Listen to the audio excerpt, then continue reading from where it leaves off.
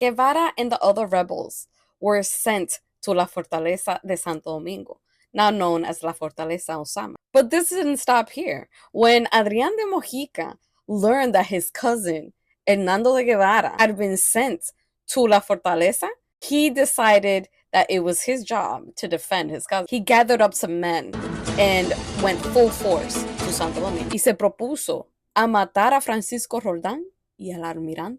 He had gathered a group of men from La Vega and supposedly pillaged and violently went through all of the indigenous villages on his way to Santo Domingo. He supposedly gathered many men, both on foot and on horses. Colón, who was in La Fortaleza de la Concepción at the time, was informed by a man named Villasanto, who Bartolomé de las Casas met personally. He gathered up about 6 or 7 servants from his house and 3 shieldmen. And Villasanto learned where Adrián de Mojica was, and he went at night and surprised them y los desbarató. He was able to capture Adrián and the others that accompanied him, and he brought them to La Fortaleza. Colón ordered Adrián to be immediately hung. But Adrián said, wait, I need to confess myself. I need a father. And Colón was like, there's a father there. Confess yourself.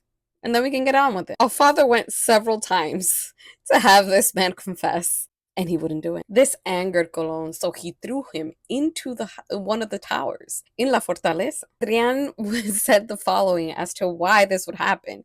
He said, que lo dejasen confesar, porque por temor de la muerte no se acordaba de sus pecados. In the end, Colón got so angry with Adrián's tactics that he ordered.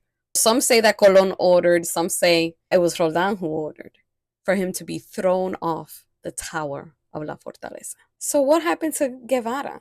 We know that at this time, Higuanamota was heavily pregnant. And these events happened around June, July, and August of 1500. In total, about 16 people were hung because of Hernando Guevara's rebellion and determination to stay with Higuanamota. Guevara himself was thrown into a well with other rebels in wait to be hung.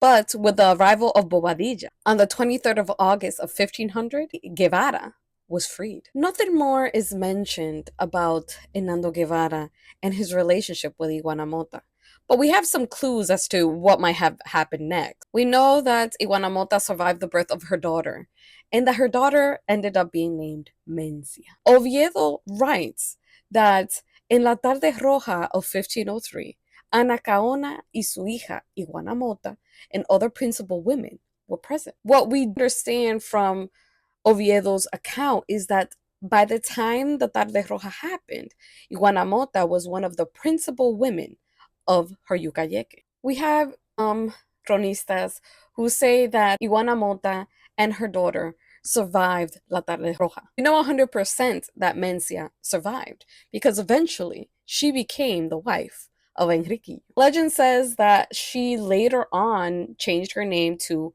Ana de Guevara. In order to change her name to Ana de Guevara, it would mean 2 things had to have happened.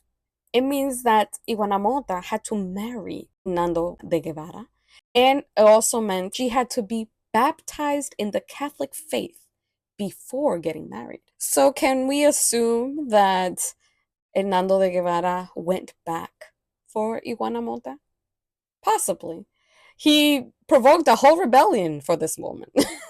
So we can assume that he fell madly in love with her, but not enough to save his child, because Mencia was considered an indigenous woman, even though her father was Spanish. So Mencia is the first documented female mestiza ever recorded. But unlike Miguelico, who was the son of La Cacica Sameaca and Miguel Diaz, and who was also put into his father's will, Mencia doesn't seem to have had that same result. He was left on the island. We don't know if they both died. It could be that they both died and she was left by herself. We don't have enough details to finish off this story. We don't know if Mencia had the privilege of being raised with at least her mother. What we do know is that by 1514, Enriquillo is mentioned in the census Rodrigo de Albuquerque in 1514. However, if we assume that Mencia was included in this, she would have been only 13 or 14 years old. So we know that Enriquillo began his actual rebellion in 1519.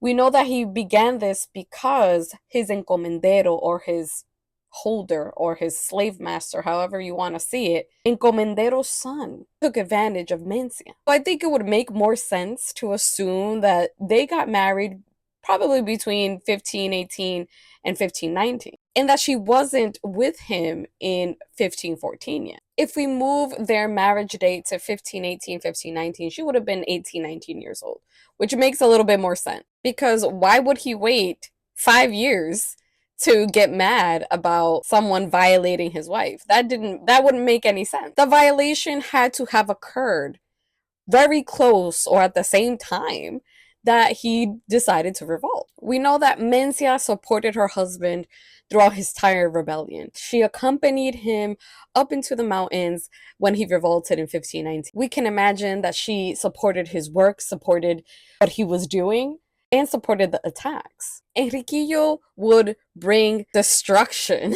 to the Spanish settlements for almost 15 years. The rebellion finally ended in 1533 after Enriquillo managed to make a treaty directly with the Spanish crown. We know that in 1534, Enriquillo and Mencia triumphantly entered la ciudad de Santo Domingo. They were accompanied by their caciques and they were received great honor. Fortunately, Enriquillo died soon after this triumph. The stated date of his death is 27th of September, 1535. He wrote out his testament, and in his testament or will, he asked to be buried in la iglesia de Asua. Enriquillo's relationship with his wife, we can say, was very close because in his will, he also named Mencia the new Cacica. We have no other records of Mencia, but we can definitely say that throughout her life, she not only was a warrior, but a woman of great valor, courage, and determination.